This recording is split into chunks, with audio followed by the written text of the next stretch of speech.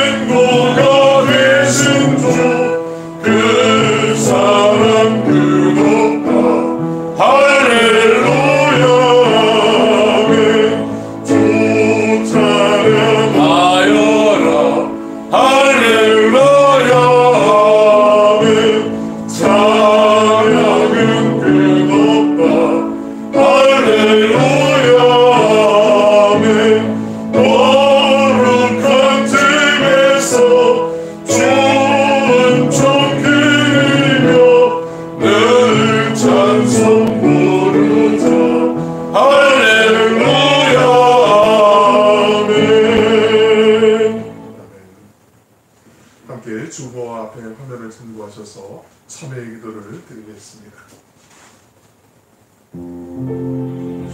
사랑과 은혜가 풍성하신 하나님, 내가 가진 것을 소중히 여기지 못하고 남의 것을 탐하며 살았습니다. 땀 흘려 일하기보다 손쉽게 얻으려고 하였습니다. 정직한 대가를 지급하지 않고 요행을 받았습니다. 주님께서 기뻐하시는 일보다 내가 기뻐하는 길을 선택했습니다. 내 것을 더 채우기 위해 남이 가진 작은 것을 빼앗은 적도 있습니다. 주님, 이제는 주님의 마음을 닮아가게 하옵소서. 주님을 온전히 따르며 정직한 영으로 살게 하옵소서. 사랑이 많으신 예수님의 이름으로 기도드립니다. 성시 63번 시편 145편을 교독하겠습니다. 63번 시편 145편입니다. 왕이신 나의 하나님이여, 내가 주를 높이고 영원히 주의 이름을 송축하리이다. 내가 날마다 주를 송축하며 영원히 주의 이름을 송축하리이다. 여호와는 위대하시니 크게 찬양할 것이라. 그의 위대하심을 측량하지 못하리로다. 대대로 주께서 행하시는 일을 크게 찬양하며 주의 능한 일을 선포하리로다. 주의 존귀하고 영광스러운 위엄과 주의 귀한 일들을 나는 작은 소리로 읊조리리이다. 사람들이 주의 두려운 일 권능을 말할 것이요 나도 주의 위대하심을 선포하리로다. 그들이 주의 크신 은혜를 기념하여 말하며 주의 의를 노래하리이다. 여호와는 은혜로우시며 공률이 많으시며 노하기를 더디하시며 인자하심이 크시도다. 여호와께서는 모든 것을 선대하시며 그 지으신 모든 것에 공률을 베푸시는도다. 여호와께서 모든 것을 주께 감사하며 주의 성도들이 주를 송축하나이다. 아멘. 함께 사도신경으로 우리 신앙을 고백하겠습니다.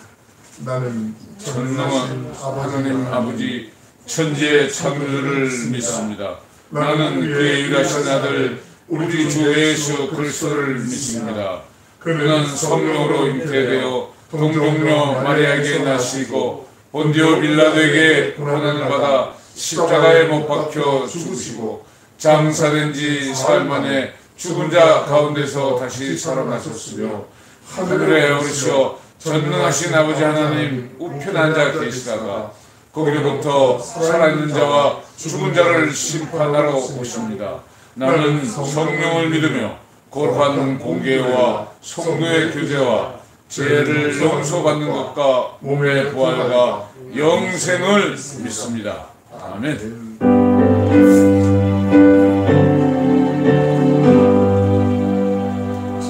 찬양 성부 성자 성령 삼삼일체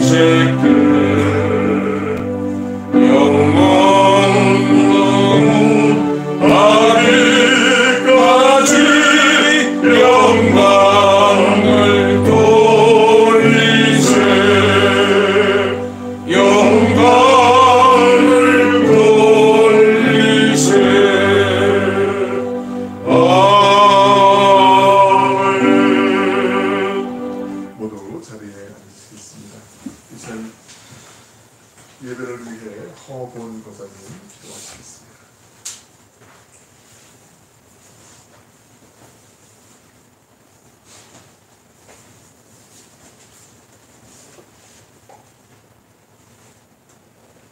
하나님 아버지께서 세우신 1.1획의 변함도 없는 계획 속에 오늘도 귀한 주의 백성들을 불러주시고 축복하시어서 온누리 교회 성도들이 하나님 아버지께 귀한 예배를 드릴 수 있도록 인도해 주시면 감사드립니다.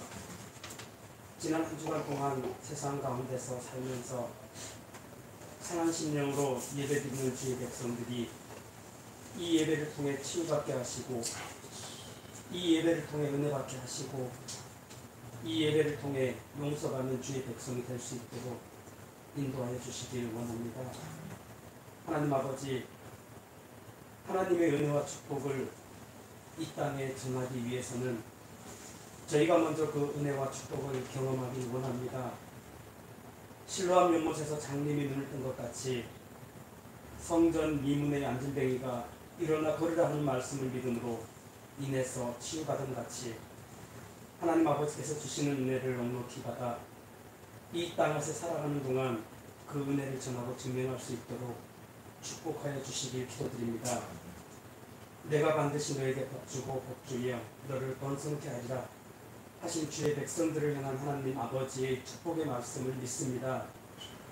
하나님의 권속들이 말씀에 순종하며 충성함으로 인해 얼마나 크고 놀라운 하나님의 은혜와 축복 속에 거하게 되는지 믿지 않는 자들에게 간증할 수 있게 하여 주시고 말할 수 없는 그의 은혜로 인해 하나님께 감사할 수 있는 삶을 살 수 있게 축복하여 주시길 간곡히 기도드립니다. 온누리 교회 성도들의 작은 믿음들이 하나님 나라의 사역을 위해 그들의 삶의 일부를 드리고 서로 중보하며 하나님 나라의 믿음의 영역을 확장해 나갈 때 주의 권속들의 가정과 직장과 그 삶에 한량없는 주의 축복에 함께 하시길 기도드립니다. 과부가 드린 두 랩돈이 온전한 믿음의 실천으로 기록된 것 같이 온누리 교회 성도들이 드리는 힘에 부치도록 드리는 모든 믿음의 실천이 천성을 향한 소중한 발걸음이 되게 하시고 이 땅의 주의 나라의 확장에도 귀히 쓰일 수 있도록 축복하여 주시길 간절히 기도드립니다. 네. 여호와는 우리에게 복 주시고 지켜주시고 은혜 내려주시길 원하시는 전능자 하나님이신 줄 믿습니다. 하나님의 말씀에 온전히 순종하며 살고자 하는 주의 백성들의 삶에 그러한 하나님의 축복이 구체적으로 임하는 또한 그에 감사하는 오늘 교회의 성도들이 될 수 있도록 축복해 주시옵소서. 귀한 은혜의 말씀이 차고 넘치는 교회, 서로 믿음으로 하나가 되는 교회, 도움받는 교회에서 도움을 줄 수 있는 교회로 성장해가는 하나님의 기쁨이 될 수 있는 온누리 교회가 될 수 있도록 축복하여 주시옵소서. 아멘. 온누리 교회를 담당하시는 정경배 목사님과 그 가정에 한량없는 하나님의 차고 넘치는 은혜를 내려주시어서 이 척박한 광야에 하나님 나라의 생명나무를 심어갈 때 늘 함께하여 주시고 지치지 않도록 인도하여 주시옵소서. 아멘. 늘 하나님 아버지와 동행함으로 인하여 더욱더 담대히 하나님 나라의 영역을 확장해 나갈 수 있도록 축복하여 주시옵소서. 말씀의 은혜가 넘치는 주님의 능력 있는 목회자가 되게 하시고 기도의 은혜가 넘치는 주님의 종이 되게 하시어서 선한 주의 백성들이 차고 넘치는 온누리 교회를 만들어갈 수 있도록 늘 함께 인도하여 주시옵소서. 하나님 아버지, 이 시간 하나님 앞에 두렵고 떨리는 마음으로 두 손 모아 기도하는 주의 백성들이 있습니다. 이 예린 주의 백성들을 주께서 인도하여 주시옵소서. 가정 내 여러 가지 어려움으로 기도하는 백성이 있습니다. 또한 질병으로 기도하는 주의 종이 있습니다. 혹은 취업으로 인해서 벅찬 하루를 보내는 주의 백성들이 있습니다. 인간들 갈등이나 직장에서의 갈등, 혹은 궁핍함으로 인해서, 혹은 믿음의 연약함으로 인해서 아버지께 간절히 소망하는 기도를 드릴 때, 아버지를 향한 두 손을 모을 때 속히 응답하여 주시고 은혜 내려주시기를 원합니다. 믿음이 멀리 있어서 함께하지 못하는 안타까운 영혼들을 기억하여 주시고, 또한 먼 타지에서 하나님을 섬기며 생활하는 주의 백성들을 기억하여 주시기를 원합니다. 이 시간도 하나님 아버지 주재하심 아래 온전히 필요한 은혜가 차고 넘치고 축복받는 예배가 될 수 있도록 지켜 인도하여 주시지 믿사옵고, 모든 말씀은 우리 주 예수 그리스도의 이름으로 기도드립니다.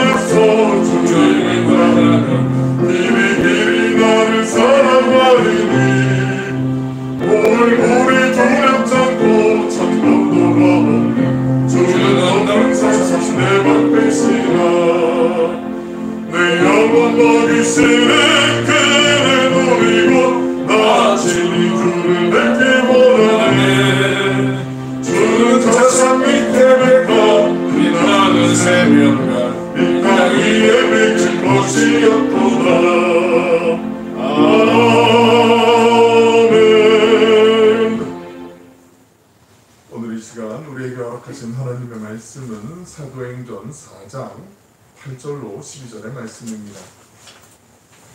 사도행전 4장 8절로 12절의 말씀을 제가 번역해드리겠습니다.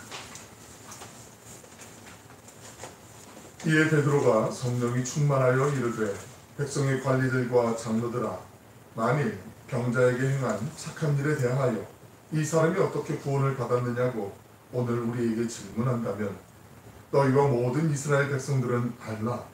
너희가 십자가에 못 박고 하나님이 죽은 자 가운데서 살리신 나사렛 예수 그리스도의 이름으로 이 사람이 건강하게 되어 너희 앞에 섰느니라. 이 예수는 너희 건축자들의 버린 돌로서 진 모퉁이의 머릿돌이 되었느니라. 다른 이로서는 구원을 받을 수 없나니 천하 사람 중에 구원을 받을 만한 다른 이름을 우리에게 주신 일이 없음이라 하였더라. 아멘. 할렐루야. 복된 주님의 날 주의 전에서 또 온라인으로 예배드리는 모든 분에게 특별히 날씨가 너무 무덥지요. 코로나 상황도 녹록하지 않지만 주님의 복 주시고 지켜주시는 은혜가 함께 하시길 축원합니다. 사도행전 우리가 계속 보고 있는데 그 사도행전 2장과 그 3장의 구성, 전개 방식이 상당히 흡사한 걸 이미 알고 계실 거예요. 우리가 계속 사도행전을 순차적으로 보니까 말씀을 준 성경을 댁에서도 그렇고 요즘 어플리케이션 좋은 것들이 많이 있어서 다양한 버전으로 또 성경을 읽을 수 있고 또 들을 수도 있는 성경들이 많이 있습니다. 그래서 그 시간을 조금만 할애하면 아주 정말 풍성한 예배를 드리고 또 하나님의 말씀을 또 은혜를 나누는데 아주 중요한 또 좋은 일이 될 거라고 생각하고요. 말씀 계속 잘 묵상하시지만 우리 특별히 2장과 3장은 우리가 잘 아는 그 패턴이 있습니다. 먼저 성령의 어떤 역사가 나타나요. 그리고 난 다음에 베드로의 설교가 이어지죠. 2장에서 잘 아시는 것처럼 바람 같은 성령, 불과 같은 성령이 각 사람 위에 임하면서 그들이 서로 각기 다른 방언으로 말을 하기 시작하죠. 그래서 온 다른 나라에 흩어져 있던 그 디아스포라 유대인 이민자들이 절기를 지키러 예루살렘에 왔다가 그 일을 보고 깜짝 놀라면서 이게 어찌된 일인고 놀라게 되잖아요. 그러고 난 다음에 베드로가 사람들을 모아놓고 이 일이 왜 일어났는지에 대해서 자세히 설명을 하죠. 예수 그리스도의 사건, 너희가 십자가에 못 박아 죽은 이 예수를 하나님이 살리셨고 그 예수를 믿고 회개하고 죄사함을 받고 세례를 받으면 성령의 선물을 받을 터인데 성령의 충만한 세례를 받을 것이다 하면서 예수님을 증거하죠. 그리고 베드로의 설교를 통해서 3,000명이 예수님께 돌아오는 놀라운 역사가 나타나게 돼요. 3장에서도 역시 마찬가지로 우리 지난 시간에 살펴보았지만 성전의 미문이라고 하는 그 아름다운 민, 우리가 한번 PPT 한번 볼까요? 지난주에 우리 봤던 그 성전으로 들어가기 위해서는 병목 현상이 일어날 수밖에 없지만 여인의 뜰로 들어가기 위해 그 앞에 미문이라고 하는 문으로 들어가게 돼요. 그 문에서 40년이 넘도록 매일같이 앉아서 구걸했던 그 걷지 못하는 분이 그날따라서 이상하게 베드로와 요한이 그 사람을 주목하게 되고 오후 3시 제9시 시간에 기도하러 올라갈 때 그때 베드로와 요한이 이 사람을 주목하게 되죠. 그리고 이 사람이 뭐라도 나에게 도와줄 것처럼 생각을 하고 나에게 좀 몇 푼 좀 주려나 이런 마음을 갖고 있었는데 은가금은 내게 없지만 내게 있는 나사렛 예수 그리스도 이름을 명하느니 일어나 걸으라고 그 오른손을 잡아 일으키니까 그 사람이 다리에 힘이 생기고 걷기도 하고 뛰기도 하면서 하나님을 찬양하고 성전으로 들어갔다는 이야기 우리 찬양도 불렀고 잘 알고 있는 이야기예요. 그래서 여러분이 한 주 동안 가시는 곳곳마다 하나님의 나라로 가는 것이 중요함을 지난 시간에 말씀드린 거 이미 다시 그렇게 살아가고 계시죠? 네. 마음으로 다 크게 아멘 하신 걸 믿고요. 또 중요한 그 밑에 솔로몬의 행각이라고 지금 나와 있는데 담벼락처럼 생겼잖아요. 그것을 우리가 좀 주목할 필요가 있는데 오늘 말씀이 이곳에서 전개가 되기 때문에 그래요.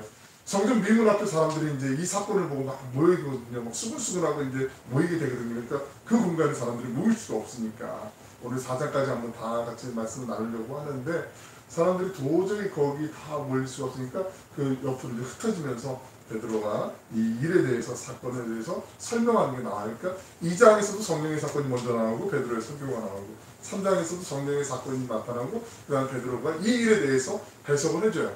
성경이 나타난 일에 대해서 성경이 이것이 어떤 일인지에 대해서 해석을 해주는 것은 그 성경에 있는 그대로 이해하면 좋아요. 거기에 뭐 영적인 의미가 있고 뭐 다른 해석을 의미를 첨가할 필요가 없어요. 성경이 다 우리에게 알려주고 있기 때문에 씨 뿌리는 자의 비유, 천국 비유에도 역시 마찬가지잖아요. 성경 안에 그렇게 명쾌하게 하나님의 말씀을 풀어놓으신 것은 그대로 보고 이해하는 것은 매우 중요한 것이지요. 베드로하고 바울의 설교를 좀 우리가 대조적으로 좀 비교해 볼 필요가 있어요. 바울은 상당히 논리적이고요. 아주 지식이 아주 약한 지식이 있고요. 그리고 정말 탁월한 통찰력이 있는 논리적이고 설득적인 그런 바울의 설교들을 우리가 알고 있어요. 내가 굳이 예수님을 믿지 않아도 그냥 바울의 이야기를 듣다 보면 그 말에 동의하지 않는다고 해도 상당히 타당할 필요가. 여러분 이렇죠? 이렇죠? 이렇죠? 그래서 이렇게 되는 거죠. 그럼 나 어느 순간인가 거기 가 있어요.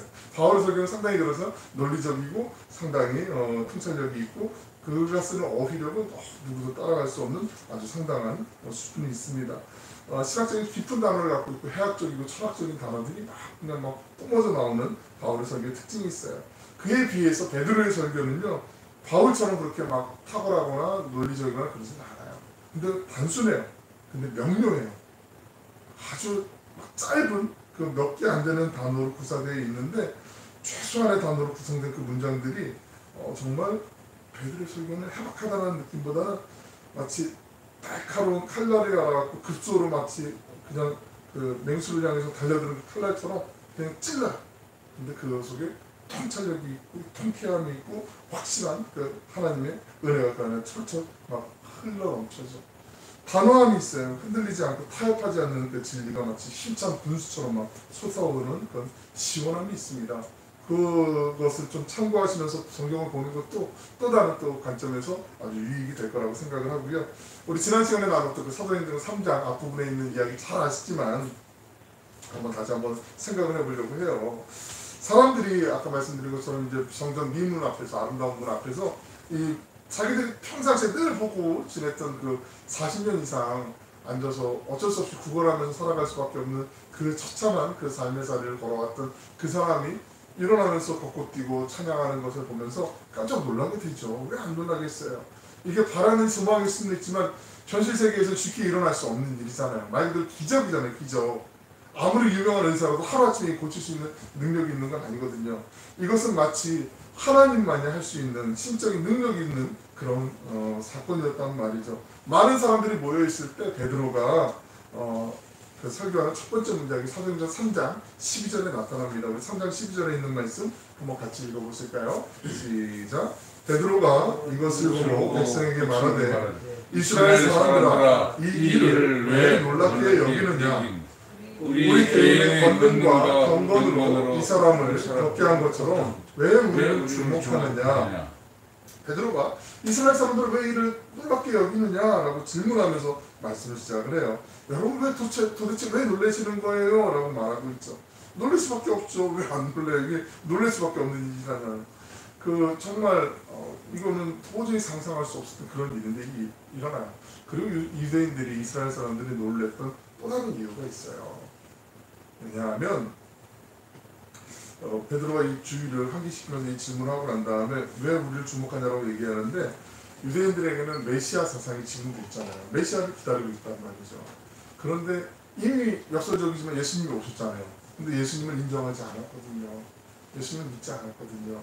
그런데 이 베드로에게 마치 하나님만이 메시아만이 구약의 메시아만이 할 수 있는 그런 신적인 능력이 자기들 앞에서 벌어지는 거예요. 그러니까 사람들이 혹시 그러면 저 사람이 메시아가 아닐까 하는 그런 마음의 어떤 호기심, 집중되는 그 주목하는 마음, 그리고 관심들이 막 쏠리게 된 거예요. 왜냐하면 그들이 생각했던 메시아는 그래도 옆에 좀 카리스마 가득한 장수들이었고 막 질비하고 백마를 타고 큰 칼 옆에 차고 그러면서 호령하면서 막 큰 군대를 일으키고 그래서 당당하게 나오는 그 메시아라고 생각을 했는데 그들이 생각했던 그 메시아는 전혀 다르게 예수님 주변에 갈릴리 촌사람 11명과 그 남부지방 출신의 가룟 유다 그렇게 12명이 있었어요. 머리는 언제 감았는지 모르게 막 끄지지하고 옷도 막 남루하고 막 이런 사람들 모여가지고 카리스마라고는 1도 없는 그런 사람들이 모여가지고 예수님이라고 오셨단 말이죠. 그리고 결정적으로 중요한 것 하나 신명기 21장 23절에 보시면 나무에 달린 자마다 그 다음 장 한번 넘겨볼까요? 하나님께 저주를 받았다라고 성경에서 말씀하고 있는데 어떻게 메시아로 오셨는데 나무에 달릴 수가 있는가? 이게 유대인들에게는 가장 큰 걸림돌이 되었어요. 메시아로 인정할 수 없는 가장 큰 걸림돌이 되었단 말이죠. 그러면서 메시아를 계속해서 기다리고 있었는데 그런 상황에서 메시아만이 할 수 있는, 하나님만이 하실 수 있는 일이 바로 자기도 눈앞에서 기도하러 성전을 가는데 늘 언제나 보았던 그 사람이 고침을 받는 사건이 나타나게 되니까 일반적인 일이 아니었기 때문에 사람들이 깜짝 놀라게 되는 거죠. 그리고 요한에게, 베드로에게 달려가면서 그럼 당신 아닙니까? 하고 이렇게 물어보는 거예요. 그러자 베드로가 자기를 주목하는 사람들에게 정확히 말을 하죠. 사도행전 3장 16절에 있는 말씀입니다. 다음 장 한번 넘겨볼까요? 3장 16절에 있는 말씀 같이 한번 읽어보실까요? 시작. 그 이름을 믿음으로 그 이름을 너희가 보고 아는 이 사람을 통하게 하였나니 예수로 말미암아 난 믿음을 너희 모든 사람 앞에서 이같이 완전히 낫게 하려 하는. 앞부분의 상관절을 보시면 그 이름, 예수님이죠. 그 이름의 권세와 능력이 여러분을 지금까지 긴 세월 동안 성전 다니면서 이 사람 봤잖아요. 이 사람 소문 들었잖아요. 알고 있었잖아요. 이 사람을 예수님이 온전하게 하셨다라고 그렇게 얘기하고 있어요. 베드로는 그 앞뒤에 무슨 논리를 붙이기보다는 그냥 명확하게, 명쾌하게 흔들리지 않는 단호함으로 주저함이 없이 그냥 진리를 선언하는 거죠. 이 진리를 깨뜨리고 그냥 선포하는 말씀이 베드로의 설교의 어쩌면 특징적인 거죠. 여러분 왜 우리를 봅니까? 우리 아니에요. 예수님이십니다라고 태어날 때부터 걷지 못한 그 사람을 어떻게 고침을 받았는지, 그 병 고침의 능력이, 그 회복의 능력이 어디에서 나왔는지 그 근원을 분명하게 이야기하고 있는 거예요. 사랑하는 여러분, 우리가 살아가면서요, 능력의 근원이 어디에서부터 나오는지 아는 거 정말 중요하죠. 이게 안 되면요 정말 힘들단 말이죠. 그 회복의 근원이 어디에서 나오는지, 내가 지금 힘들고 어렵고 정말 상황이 녹록하지가 않은데 그럴 때 나를 붙잡아주는 것이 어디에서 나오는지 그것을 아는 것이 참 중요하단 말이죠. 우리 교회 주변에 이렇게 이쪽이 좀 이렇게 종교적으로 바울의 표현을 굳이 빌리자면은 종교성이 강한 동네인 것 같은데 여기 무속인들인데 다 많이 있잖아요. 점집들도 많이 있고 가끔 이렇게 교회 앞에 이제 차를 대놓고 가족처럼 보이는 사람들이 이렇게 들어갔다 오는 걸 우연히 봐요. 저분들이 어디 가는데 차를 여기다 대놓을까? 가족들 아는 사람 만나면 여기다 안 될 텐데 근데 보니까 이제 한 사람은 좀 많이 무기력해 보이고 힘도 없어 보이고 때로는 눈에 막 전혀 생기도 없어 보이는 사람은 이제 부축까지 생겨 끌고 가는 경우도 있고 근데 한 2시간쯤 있다가 나오면은 이 사람이 별 기운도 없고 더 힘들어지는 것 같고 막 이래요. 거의 틀림없이 요 앞에 어디 이제 보살 뭐 이런 데 가시는 것 같은데 그 보살분들은 너무나 연로하셔가지고 지금 어떠신지 모르겠지만 여하튼 이 주변에 많은 그런 사람들이 있는데 분명한 근원을 모르니까 정성을 들이면 들일수록 더 헛헛해지는 거죠. 더 목마르지는 거죠. 가서 뭐라도 하면 보이기 때문에 사람들이요 왜 종교성이 생기냐면 보이지 않는 건 괜찮은데 보이니까 뭐 하면 노력하면 뭘 도와줄 것 같으니까 지푸라기라도 잡는 심정으로 가는 거예요. 근데 그 근원을 모르고 헤매면 엉뚱한 데서 절망적인 곳에서 계속 시간도 낭비하고 모든 것을 낭비할 수밖에 없다는 거죠. 이분들이 뭐 기도 안 하겠어요? 열심히 자기들 마음대로 기도하잖아요. 정말 간절하게 의지하잖아요. 열심히 살잖아요. 그런데 어떤 것도 일어나지 않아요. 방향이 다르기 때문에 그런 것이죠. 도대체 나에게 필요한 능력이 어디서 나오는가, 어디에 있는가 그걸 아는 것이 중요하죠. 예수님께서 요한복음 14장 27절에서 말씀하고 있습니다. 우리 함께 읽어보실까요? 시작. 평안을 너희에게 주노니 곧 나의 평안을 너희에게 주노라. 내가 너희에게 주는 것은 세상이 주는 것과 같이 아니하니라. 너희는 마음에 근심하지도 말고 두려워하지도 말라. 예수님은 우리에게 평안을 주시기를 원하시는데 그 평안은 세상이 줄 수도 알 수도 없는 것이라고 말씀하고 있어요. 세상이 절대 흉내낼 수도 없고 세상에 그런 것이 있다고도 모르는 사람들이 더 많은 그런 평안이죠. 지난 시간에 한번 말씀드렸지만 엄밀하게 말하면 세상이 주는 평안은 그 문제가 해결돼야 어떠한 일이 끝나야 안도감과 만족감이 주어지죠. 그걸 평안이라고 생각하죠. 그런데 시간이 지나가고 나서 상황이 조금 바뀌게 되면 언제든지 뒤집어질 수 있는 상당히 불안정한 평안이죠. 불안한 안도감일 수밖에 없는 거죠. 하지만 예수님께서 주시는 평안함은 어떠한 상황 가운데서도 어떠한 두려움 가운데서도 어떠한 문제 가운데 머물러 있다 할지라도 변할 수 없는 도저히 흔들릴 수 없는 그냥 쏟아지는 그 평안함인 줄로 믿습니다. 그 평안함 그것이 제일 중요한 거죠. 바울사도가 신약성경 27권 가운데 13권을 혼자서 아니면 2명이서 공동저술로 기록을 하잖아요. 그 서신서마다 빠지지 않고 등장하는 게 있어요. 잘 아시지만 하나님 우리 아버지와 주 예수 우리 그리스도의 은혜와 평강이 너희에게 있을지어다. 주님의 평화를 기원하고 그 평강이 함께하기를 기원하는 그 마음이 있어요. 바울이 맛보았기 때문에 얘기하는 거죠. 자기가 체험했기 때문에 그 하늘의 평안함을 누리고 있기 때문에 그런 말을 할 수 있는 거 아니겠어요? 바울의 상황을 보시면 바울의 성경에 나타난 바울의 상황은요, 예수님 만나기 이전이 훨씬 더 행복하고 인간적인 관점으로 봤을 때 승승장구하는 아름다운 모습이었잖아요. 남들이 부러워할 만한 대단한 스펙을 갖고 있었고 대단한 백그라운드도 있었고 상당히 탁월한 기득권도 있었고요. 바울은 뭐 어디에 가나 하나도 꿀리지 않고 빠지지 않는 정말 엄친아 중에 엄친아였고 탁월한 사람이었어요. 그럼에도 불구하고 그 모든 것을 배설물처럼 여기고 예수님을 믿고 따르자 그에게 따라오는 것은 늘 언제나 질병이 있었고 모진 고문 같은 것이 있었고 감옥에 갇히는 건 다반사였고 이런 어려움들이 많이 있었단 말이에요. 그럼에도 불구하고 하나님을 만나고 그 하늘의 평안을 맛보고 나니까 늘 언제나 사람들 만나는 사람들에게 주 예수 그리스도의 은혜와 평강이 너희에게 있을지어다. 먼저 그렇게 안부를 물어보고 그 평안함을 맛보기를 원했던 거 아니죠? 우리가 이걸 알았으면 좋겠어요. 이 평안함을 우리가 맛보고 누렸으면 좋겠다는 거죠. 내가 정말 평안하고 싶은데 왜 이렇게 마음이 흔들리지? 불안하지? 왜 이렇게 초조하지? 그럴 때마다 내가 어디를 바라봐야 될지 그 근원을 바로 알 수 있기 때문에 그 주님이 주신 평안을 맛봐야 되는 거죠. 그 마태복음 마지막 장인 28장의 18절에 보시면 예수께서 나와 일러 말씀하시되 하늘과 땅의 모든 권세를 내게 주셨으니 라고 말씀하고 계세요. 하늘과 땅의 모든 권세를 내게 주셨으니 성경이 분명하게 말씀하고 있어요. 하늘과 땅에 있는 모든 권세와 능력과 지혜와 부와 모든 것들이 예수 그리스도에 속했다라고 그렇게 말씀하고 있어요. 그러니까 사탄에게 속으면 안 돼요. 절대로 속으면 안 돼요. 엉뚱한 데 가서 속으면 안 돼요. 내 말만 잘 들으면 이거 한 번만 하면 나에게 절하면 세상에 반을 줄 거야. 정성이 부족한 것 같아. 정성을 좀 더 들여서 제사를 드려봐. 그러면은 이 신이 막 노하지 않고 널 도와줄 거야. 이 말을 속지 마세요. 사탄에게는 아예 그런 권세조차가 없어요. 속이는 거죠. 사탄은 갖고 있지 않아요. 절대로 우리에게 뭘 해줄 수가 없어요. 아무것도 갖고 있지 않기 때문에 그런 거죠. 우리에게 필요한 능력, 그 회복, 생명, 소망, 살아가야 할 힘, 나를 흔드는 모든 것을 잠재울 수 있는 그 평안함, 이 모든 것은 오직 예수 그리스도에게만 나오는 줄로 믿으시길 바랍니다. 혹시 우리 가운데 지혜가 필요한 분은 안 계십니까? 지식이 필요한 분 안 계세요? 학문에 힘쓰기 위해서 공부해야 되죠. 기도만 한다고 해서 수학 공식이 외워지는 건 아니잖아요. 그럼에도 불구하고 이 세상을 살아가면서 정말 중요한 것, 필요한 지식은요, 주님 안에 다 있어요. 성경이 그걸 말씀하고 있어요. 우리가 성실히 노력하면서 주님 앞에 기도하고 간구할 때 주님이 주시는 그 시너지가 상승효과가 반드시 있다는 거죠. 골로새서 2장 3절에 있는 말씀 보시면 그 안에 지혜와 지식의 모든 보화가 감추어져 있다고 말씀하고 있어요. 그 안에 예수님 안에 예수 그리스도 안에 모든 지혜와 지식이 그 안에 다 감추어져 있다고 말씀하고 있어요. 하늘로부터 임하는 그 지혜를 알아야만 우리가 능력의 근원을 바라보게 된다는 거죠. 이게 베드로 설교의 핵심이에요.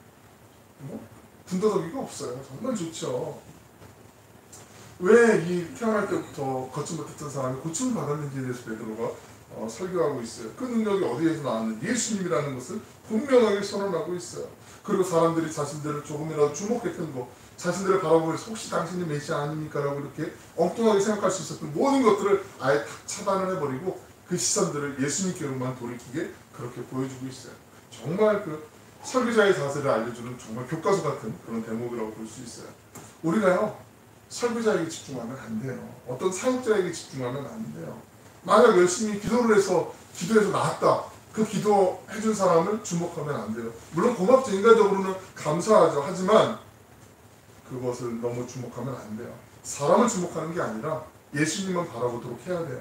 그래야 문제가 없고 그래야 타게 안 나요. 그래야 엉뚱한 대로 흐르지 않아요. 모든 사역은 사람들로 하여금 예수님을 바라보도록 그렇게 해야 돼요. 안 그러면 사람이기 때문에 유혹, 그 사단은 우리 사람보다는 뛰어나잖아요. 공중의 권세를 잡았잖아요. 너 이런 능력 있잖아. 사람들이 인정해 주잖아. 맞는 거야. 너도 조금만 오케이 하고 너 사람들도 조금 더 대접받을 수 있고 오케이 힘도 좀 줄 수 있고 너 잘 나갈 수 있어라고 사람은 끊임없이 모든 사람에게 유혹을 해요. 감정이잖아요. 거기에 흔들리면 안 돼요. 아예 처음부터 그냥 딱 방향을 설정해버리고 딱 방패를 치듯이 쉴드를 치는 거예요. 예수님만, 하나님만. 그러면 문제될 게 없어요. 서운한데 뭐 아니요. 그거보다 더 그거하고 비교할 수 없는 하나님의 은혜가 늘 언제나 우리 안에 흐르는 것이 더 중요하기 때문에 그것이 중요하기 때문에 그래요. 그래서 목회자가 뭐 사역자뿐만이겠습니까? 우리 모두의 일상의 삶이 그럴 수 있다면 얼마나 좋겠습니까? 우리의 섬김, 우리의 따뜻한 말 한마디, 가령 내가 정말 배고픈 사람한테 빵 하나 사줬어요.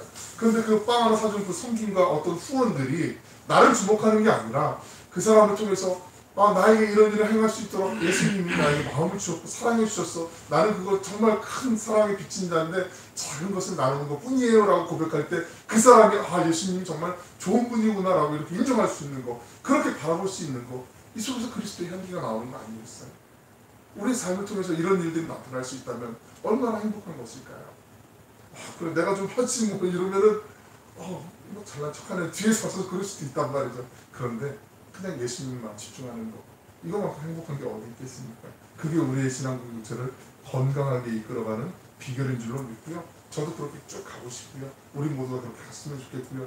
조금이라도 흔들림이 생기거나 그런 어려움이 보일 때 서로를 위해서 그걸 위해서 기도하는 게 중요하다고 여겨요. 베드로는 이 예루살렘에서 일어났던 그 사람들이 깜짝 놀랄 만한 그 일을 연결고리 삼아서 사람들의 하나님의 말씀으로 이제 초청하는 거예요. 여러분 봤죠? 이 정말 중요한 일 같잖아요. 하나님 말씀을 좀 같이 나눠보시겠습니까? 하고 그 사람들을 초청하는 거예요. 이 사람들이 하나님의 말씀을 모르겠어요? 성전에 기도하러 온 사람들인데 모르겠어요? 구약에서 말씀하신 그 하나님의 말씀이 예수 그리스도를 지칭하는, 예수 그리스도를 예표하는, 예수 그리스도를 안내하는 그 말씀임을 베드로가 사람들을 불러서 이 모든 사건이 예수님께로 집중되어 있는데 여러분이 그거 놓치고 있었습니다.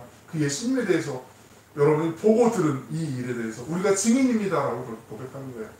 베드로가 그 솔로몬의 행각, 아까 지도에서 보셨던 그 행각에서 사람들에게 설교하고 나갈 때 사장들을 다 보진 않을 때 5,000명이 예수님을 믿는 신자의 수로 이렇게 바뀌게 되는 사건이 나타나게 돼요. 물론 그 사두개인들과 제사장들 그리고 경비병들이 그 경비대장이라고도 번역이 어떤 버전에 나와 있는데 베드로가 그 자꾸 부활에 대해서 얘기하니까 부활이 없다고 얘기하는 사두개인들부터 거리끼는 게 되거든요. 그러니까 이 사람들을 가둬버려요. 그러는데 가뒀는데 유대인 율법에 보면 해가 진 다음에 사람을 신문할 수가 없어요. 그렇기 때문에 그 다음날까지 가둬두고 그러면서 신문하는 게 오늘 읽었던 본문이거든요. 신문하면서 물어보는 거죠. 사람들이 너 무슨 원세를 갖고 무슨 능력을 갖고 이런 일을 행했어? 라고 얘기할 때 베드로가 오늘 말씀을 전해줘요. 그런데 이 오늘 말씀은요, 교회에게 하나님이 주시는 메시지예요. 다른 기관, 다른 단체에게 주시는 말씀이 아니라 오직 교회에게만 주시는 메시지예요. 그래서 교회가 이 메시지를 다른 사람들에게 전하지 않으면, 나누지 않으면 사람들이 듣고 싶어도 듣지 못하는 일이 생길 수밖에 없는 거죠. 정말 소중한 것이기 때문에 우리 교회에게 주시는 메시지, 그 말씀이 오늘 본문에 있는 4장 12절의 말씀입니다. 우리 12절의 말씀 같이 한번 읽어보시겠습니다. 시작. 다른 이로서는 구원을 받을 수 없는 천하 사람 중에 구원을 받을 만한 다른 이름을 우리에게 주신 일이 없습니다 하였더라. 아멘. 여러분 이 메시지를 한번 보세요. 이게 얼마나 이기적입니까? 얼마나 이게 배타적이에요. 독단적이에요. 세상 사람들이 손가락질하는 거 아니겠어요? 왜 예수만 있다고 그래? 다른 것도 있는데 우리 믿는 신들도 있는데 왜 니들만 그래? 라고 사람들이 얘기하는 거 아니겠어요? 그런데요, 기억하시기 바라요. 이게 하나님께서 교회에게 맡겨주신 메시지예요. 오직 교회에게만 주신 메시지예요. 배타적이에요. 이기적이에요. 하나님께서는요, 당신의 독생자 예수 그리스도를 이 땅에 보내주셨어요. 왜냐하면 이 세상이 예수님을 필요로 하기 때문에 그렇죠. 예수님이 아니면 안 되기 때문에 그렇죠. 예수님이 아니면 불가능하기 때문에 그렇죠. 예수님이 아니면 절대로 해결할 수가 없기 때문에 그렇죠. 그게 뭐죠? 죄 문제잖아요. 죄. 예수님이 아니고서는 절대 이 죄의 문제가 해결될 수가 없잖아요. 우리가 풀어야 될 문제가 많죠. 기도의 제목들 많이 있죠. 가정의 문제도 있고 장래 해결해야 될 문제들도 있고 여러 가지 많이 있어요. 하지만 성경에서 말씀하는 그 모든 인간이 가지고 있는 그 근원적인 문제는 바로 죄라고 말씀하는 거지. 그 죄는 어떤 방법으로 해결할 수가 없어요. 오직 예수 그리스도만이 이 땅에 오신 이유, 하나님께서 예수님을 이 땅에 보내신 이유는 오직 우리의 죄를 해결하기 위해서인 줄로 믿습니다. 다른 이름은 없다고 말씀하세요. 우리가 그 죄의 추악함과 그 죄의 결과가 얼마나 파괴력이 있는지 우리가 알고 있잖아요. 모든 관계를 다 깨버리잖아요. 그 음란함이, 그 이기심이, 그 시기심이, 그 뒤에 험담이 전혀 사실이 아님에도 불구하고 막 수근수근하는 것들이 얼마나 사람을 많이 정말 피마르게 하는지 파괴시키는지 우리가 알고 있잖아요. 그 욕심들, 그 무정함, 성경은 그 모든 원인은 죄라고 말씀하고 있어요. 그 죄가 사람을 추악하게 만들죠. 죄가 사람으로 들어옴으로 인해서 창조주 하나님과의 관계가 완전히 깨어지게 되죠. 단절이 되게 되죠. 그래서 그 이후로 알 수 없는 그 공허함을 느끼게 됐죠. 내가 왜 그렇게 자꾸 걱정하게 될까? 뭐가 비린 것 같은데 뭐지? 왜 이렇게 뭐가 두렵지? 누군 나를 막 지금 위협하지 않는데 해하려고 하는 것 같지 않은데 왜 이렇게 불안하지? 초조하지? 맞습니다. 죄가 들어와서 자신의 창조자와의 관계가 깨지면 인간은요 이유 없는 그 공허함과 허전함을 느낄 수밖에 없어요. 하나님께서 성경을 통해서 명확하게 분명하게 말씀하고 계세요. 예레미야 2장 13절에 있는 말씀을 한번 같이 읽어보실까요? 예레미야 2장 13절에 있는 말씀입니다.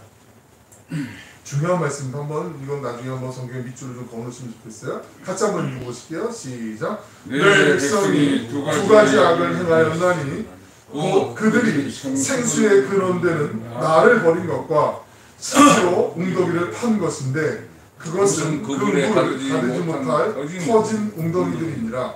상반절에서 내 백성이 두 가지 악을 행하였는데 첫 번째가 곧 그들이 생수의 근원이 되는 나를 하나님을 버린 것이라고 말씀하고 있어요. 여기서 말씀하는 그 생수는요 끊임없이 솟아나오는 아무리 뭐 건기가 생기고 가뭄이 오래 지속돼도 결코 마르지 않는 콸콸콸 넘치는 그 샘물을 의미하는 거죠. 그것을 생수라고 말하고 있어요. 사람들이 범한 죄가요 그 생수의 근원이 돼서 하나님을 버린 거예요. 그리고 두 번째는 그 다음에 있는 말씀이 더 비참해요. 스스로 웅덩이를 판 것인데 그것은 그 물을 가두지 못할 터진 웅덩이라고 말씀하고 있어요. 인간의 진죄가 뭐냐면 생수의 근원이 되신 그 하나님을 버리고 그 목마름과 그 공허함과 허전함을 채워지지 않는 그 빈 마음을 내가 인간이 스스로가 그걸 채울 수 있다라고 그렇게 말하는 거예요. 그 손으로 그 손톱으로 막 땅을 파기 시작해요. 막 파요. 처선하게 파기 시작해요. 물이 안 나오겠죠? 아니요. 물기가 벽에 스며들기 시작해요. 그때 소리치는 거죠. 거봐! 내가 할 수 있을 거야. 조금만 있으면 물이 고일 거야 라고 막 자신 있게 얘기를 해요. 그런데 보이지 않아요. 왜냐하면 터진 웅덩이이기 때문에 보이지가 않아요. 파면 팔수록 깊이 파면 팔수록 더 허전해지고 더 허탈해지고 더 처참해질 수밖에 없는 거죠. 더 깊은 목마른 가운데로 갈 수밖에 없어요. 생수의 근원이 되신 하나님을 버렸기 때문이라고 분명하게 말씀하고 있어요. 주님께서 하나님께서 그 헛헛한 인생을 살아가는 우리 사람들을 향해서 초청하시는 말씀이 있어요. 이 말씀을 좀 같이 읽어보길 원합니다. 복음의 말씀이 여기 있습니다. 이사야서 55장 1절로 3절에 있는 말씀 잘 하시는 말씀이에요.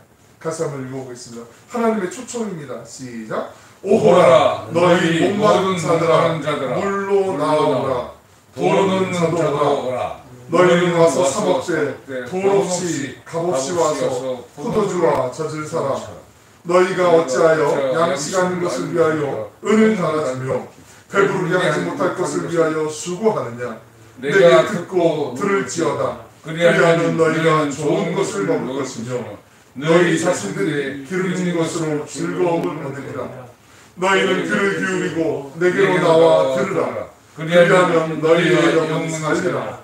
내가 너희를 위하여 영원한 언약을 맺으리니 곧 다윗에게 허락한 확실한 은혜이니라. 아멘. 하나님께서 모든 사람을 초청하고 계세요. 그 생수의 근원이 되신 하나님께서 다시 하나님 자신으로 모든 사람을 초청하고 계신 거예요. 누구든지 하나님께로 가면 되는 거죠. 하지만 끝까지 아니야 내가 할 수 있어. 내가 할 수 있어. 그 땅을 파고 있는 그것이 인간의 모습이라고 성경은 말씀하고 있는 거죠. 사랑하고 축복하는 여러분, 우리가 나를 새롭게 하는 능력이 어디에서 나오는지를 알아야 되죠. 내게 필요한 나의 갈급함을 채워주는 그 평안함이 어디에 있는지 우리가 알아야 되죠.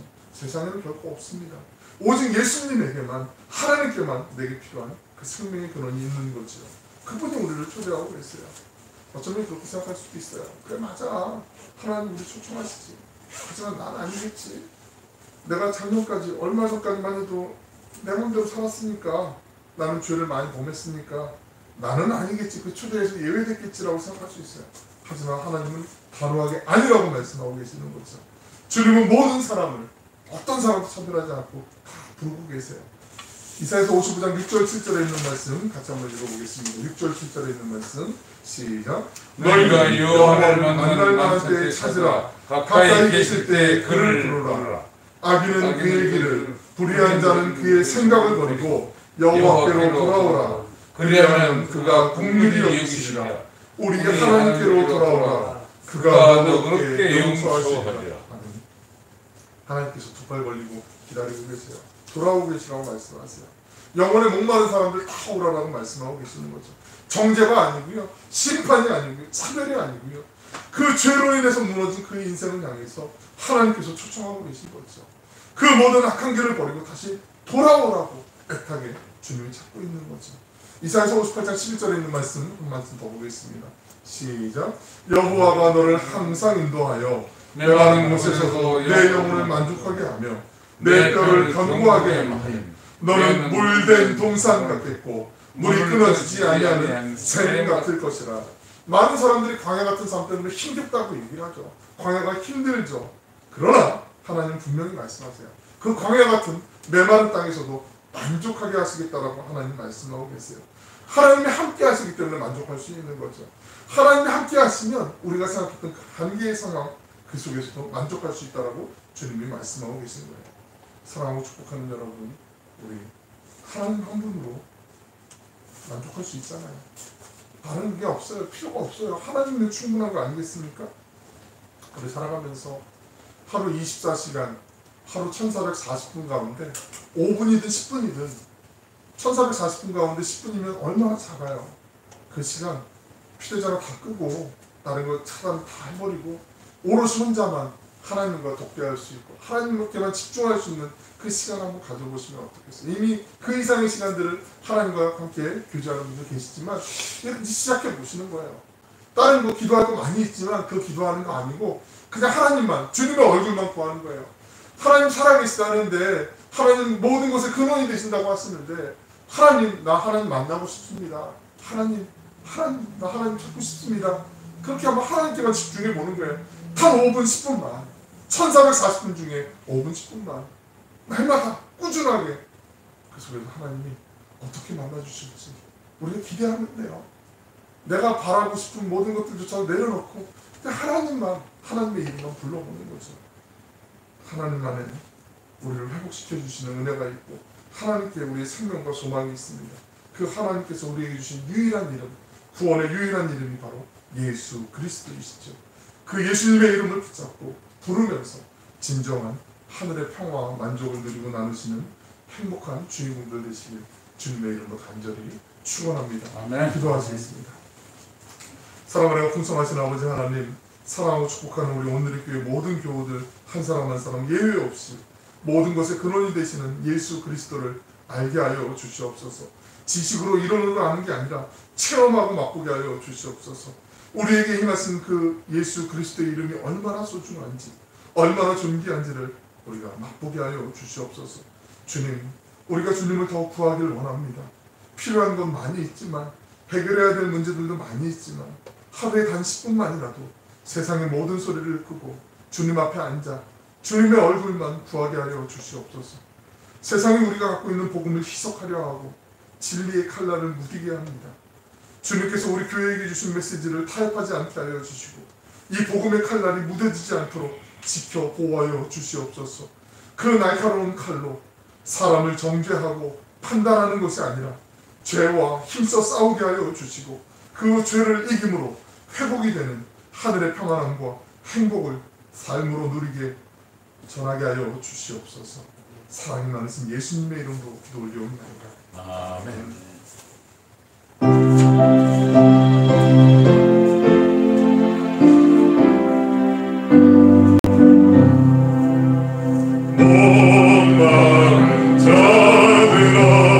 다 이리 오라.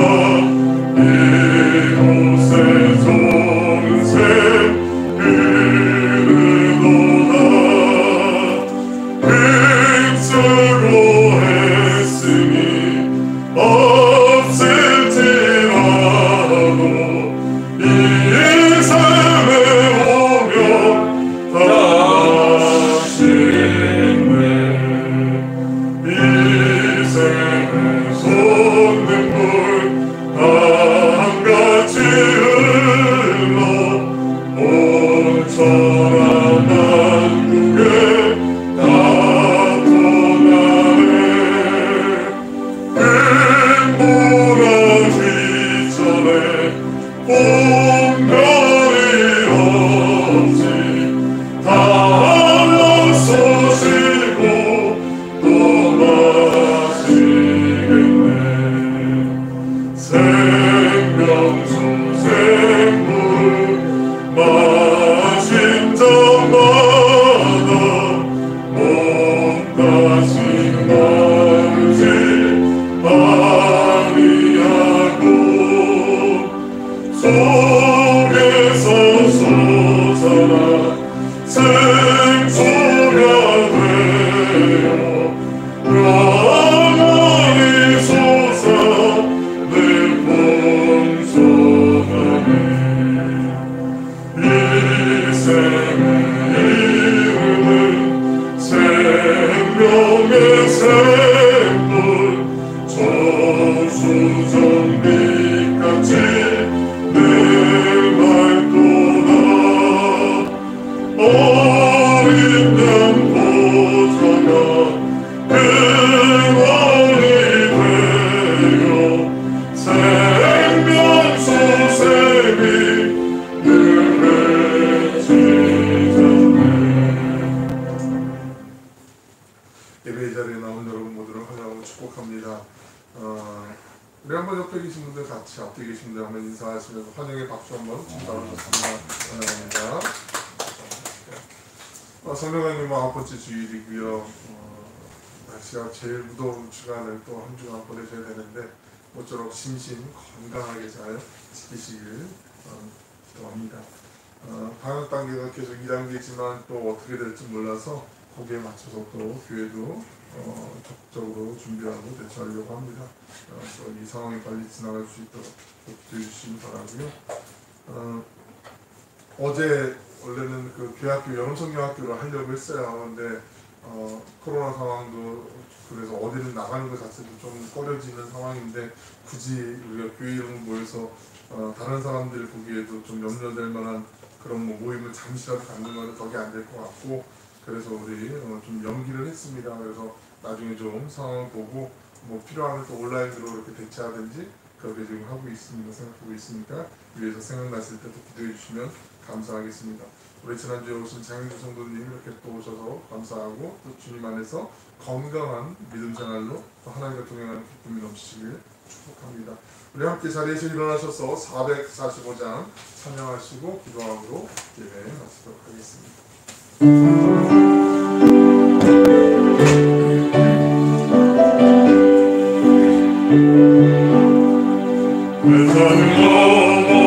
천국에 가고 빛 가운데로 걸어가며 주께서 항상 지키시기로 약속한 말씀 변치 않네.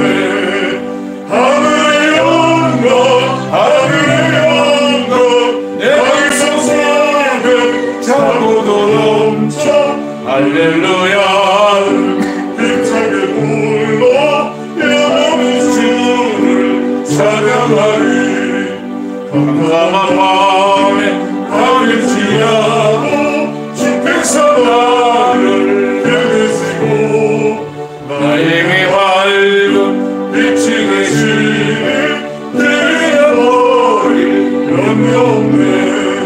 하늘의 영광 하늘의 영광 나의 맘속에 자고도 넘쳐 할렐루야를 힘차게 불러 영원히 주를 찬양하리. 광명한 그빛 마음에 받아 찬란한 천국 바라보고 할렐루야를 힘차게 불러 날마다 외쳐 걸어가리.